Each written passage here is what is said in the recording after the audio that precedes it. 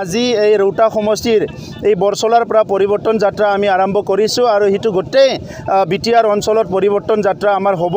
এতিয়া ৰাইজে পৰিৱৰ্তন বিচাৰিছে আৰু ৰাইজে বিচৰা কামটো আমি কৰি আছোঁ। ইয়াতে হাগ্ৰামা যিটো বাহিনী ইয়াৰ দাদাগিৰি আৰু বিটিআৰত নচলিব। তেখেতসকলৰ হিংসা, তেখেতসকলৰ ভ্ৰষ্টাচাৰ, দুৰ্নীতি আৰু বিটিআৰত নচলিব।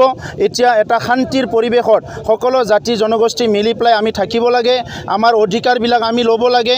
সকলো জাতি আজি ইয়াত নিজৰ গণতান্ত্ৰিক অধিকাৰ লৈ পেলাই জীয়াই থাকিব লাগে।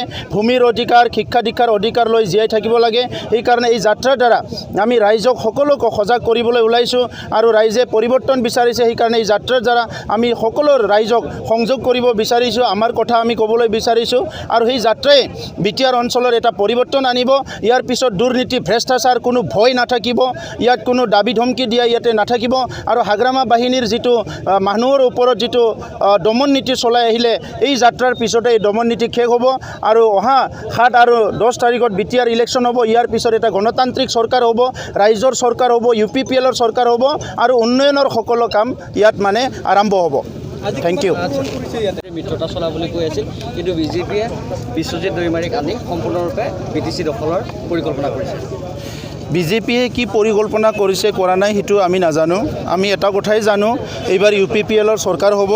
ৰাইজে UPPLৰ লগত আছে। যোৱা 17 বছৰে যিসকলে ৰাইজৰ দুখ দুৰ্যোগত মাত মাতিছে, ৰাইজৰ লগত সমস্যাৰ সময়ত বিভিন্ন দুখৰ সময়ত থিয় দিছে, সেই সকলৰ লগত আজি ৰাইজে থাকিব। আৰু BPFে যোৱা 17 বছৰে যি দুৰ্নীতি, ভ্ৰষ্টাচাৰ, হাগ্ৰামা মহিলাৰে দাদাগিৰি চলাই আছে, দমন নীতি চলাই আছে, ইয়াৰ বিপক্ষে ৰাইজে থিয় দিছে আৰু এইবাৰ হাগ্ৰামা মহিলাৰে ক্ষমতাৰ পৰা খেদি পেলাই ৰাইজে UPPLক আনিব, এইটো নিশ্চিত হৈছে। বিজেপিৰ লগত কি হ'ব? আপোনাৰ কাৰ চৰকাৰ হ'ব? বিজেপি থাকিব নে UPPLৰ হ'ব? নাই, সেইটোতো বিজেপি জানিব, এইটোতো BPFে জানিব, সেইটো UDFে জানিব, কংগ্ৰেছে জানিব কোনে কাৰ লগত থাকিব।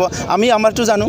আপুনি কাৰ লগত মিত্ৰতা নকৰে? এতিয়ালৈকে আমি কোনো দল সংগঠনৰ মিত্ৰতা নাই। আমি অকলে গৈ আছোঁ আৰু ৰাইজে বিচাৰিছে অকলে থাকক, অকলে চৰকাৰ বনাওক আৰু বিটিআৰ অঞ্চলৰ শান্তি, সম্প্ৰীতি, উন্নয়ন সকলো জাতি জনগোষ্ঠীক আগুৱাই লৈ যোৱাৰ কাৰণে UPPLে কাম কৰক, সেইটো ৰাইজে বিচাৰিছে আৰু আমি এইটোকে কৰি আছোঁ। BPF ভাৰ্চেছ UPPL আছিল, এতিয়া UPPL ভাৰ্চেছ বিজেপি।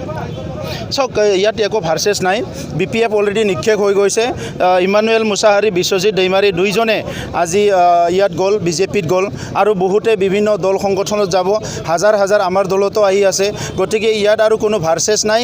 UPPLে চৰকাৰ হ'ব ফাইনেল।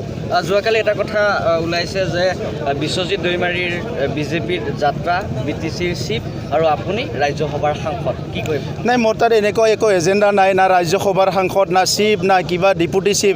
ৰাইজৰ সেৱা কৰিব আহিছোঁ, ৰাইজক সেৱা কৰি যাম। নিজৰ সকলো সৰ্বস্ব চিন্তা কৰি 5 বছৰৰ কাৰণে ৰাইজৰ কাৰণে কাম কৰিব আহিছোঁ।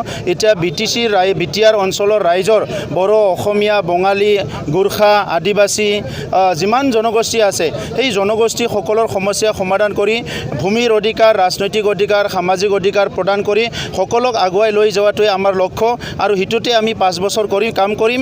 আজি UPPL দলে ঠিক কৰিব কোনে চিফ নহ'ব, কোনে চিফ হ'ব। এইটো বেলেগ দলে ঠিক কৰি একো লাভ নাই, কাৰণ চৰকাৰ হ'ব UPPLৰ। বিশ্বজিৎ দৈমাৰীৰ চিফ হোৱাৰ পৰিকল্পনা অথল হ'ব নেকি? চাওক, বিশ্বজিৎ দৈমাৰীৰ ওপৰত ইমান প্ৰশ্ন নকৰিব। যোৱাকালিহে তেখেতে বিজেপিত গৈছে, তেখেতকো পৰিকল্পনা কৰিব দিয়ক। বিজেপিত যাই পেলাই এতিয়া নতুন কাপোৰ পিন্ধিছে, নতুন ঘৰত প্ৰৱেশ কৰিছে, ইমান কিয় ডিষ্টাৰ্ব দিয়ে? অলপ চিন্তা কৰিবলৈ দিয়ক।